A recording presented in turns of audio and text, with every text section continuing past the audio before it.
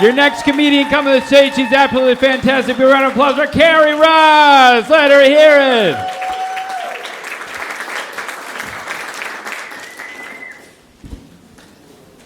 Howdy. I'm just your normal, average American woman, I guess. I love cocaine and going to the bank. That is my usual answer to the question, where do you see yourself in 5 years in an empty bank vault holding a sign that says, eat your vegetables, please. Weed is good enough. Anyways, I don't do drugs anymore, because they're super scary now. Like, I smoked this drug called salvia once, and then my lamp told me to kill myself. And it took me a minute before I was like, wait a minute, you're just a lamp. You got no idea what's cool. Shut up, nerd. Anyway, that was good. And then, beyond that, so another thing about me is I am on the autism spectrum, which for most people I'm sure is just a breeze and not annoying at all. However, I have the kind where I love people and I'm really bad at math. So whenever people ask me about it, they throw a bunch of toothpicks in front of me and they're like, how many are there? Count them right now. And I'm usually like, well, I don't know. All I know is that they're all terrified of climate change. What about that? Don't you care about that? Lately, since the pandemic, I've noticed more and more people are asking me how I got it. And I know what they mean, they're like a vaccine. But don't worry, whenever somebody asks me how I got autism, I tell them I got it from touching a Christian Bible. It's usually good enough. It shuts the conversation down. It's really fun. Yeah, it's not that weird. It's just sometimes you kind of go on and on and on.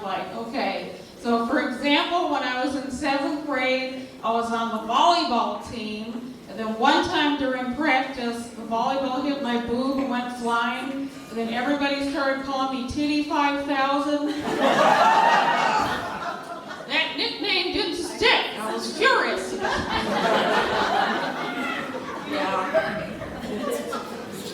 I also have type 1 diabetes. And I have an insulin pump which looks like a beeper, or sometimes people confuse it for an iPad, or iPod rather. And they're like, is that an iPod? And I'm like, yes. And it plays, pour some sugar on me whenever I'm in trouble. That's exactly how that works. That's not all, though. I also have a twin brother who doesn't have diabetes or this other shit I have. Not just that. Okay, so he called me a cunt at school once when I was in 1st grade.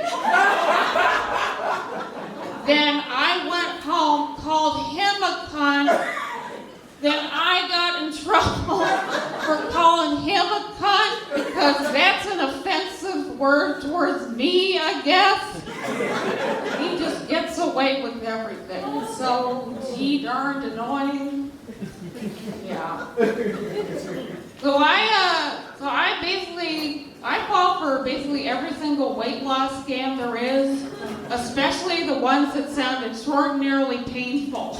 I got an email once with the subject line reading, maximum damage to your anus, $29.99. And I went, holy shit, that's a deal. You mean I don't have to sit on any more fireworks? Cha-ching! This would be so good. I don't know. Yeah, so I also suck at the internet. My password to everything is just my social security.